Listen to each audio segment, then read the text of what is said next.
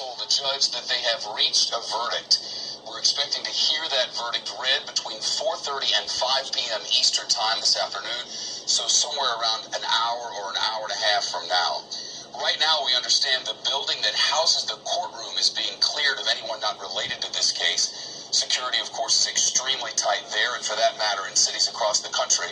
When the verdict is read, we'll bring that to you live here on CNBC. 3 different charges for this jury to have considered: murder in the second degree, third-degree murder, and second-degree manslaughter. Now, second-degree murder is the most severe charge.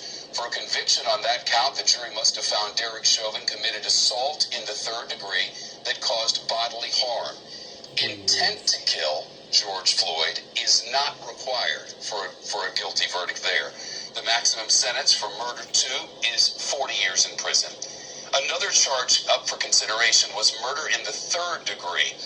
Again, for a conviction here, the jury must have found that Derek Chauvin killed George Floyd, quoting now, by perpetuating an act eminently dangerous to others and evincing a depraved mind without regard for human life, unquote.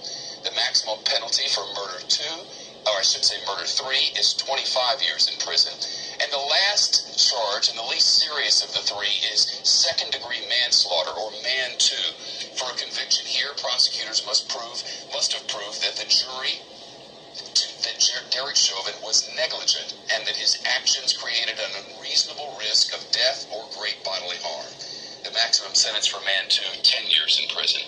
The jury may have also found Derek Chauvin not guilty of all charges, and like a guilty verdict on any count, a not guilty verdict requires a unanimous decision by the jury impaneled. If Derek Chauvin's acquitted, that's the end. He's free to go. Again, we're expecting the judge to read that verdict between 4:30 and 5 p.m. Eastern Time this afternoon. We'll have live coverage from inside the courtroom, followed by legal analysis here on CNBC, and a complete wrap-up tonight, 7 Eastern, on the news. Trial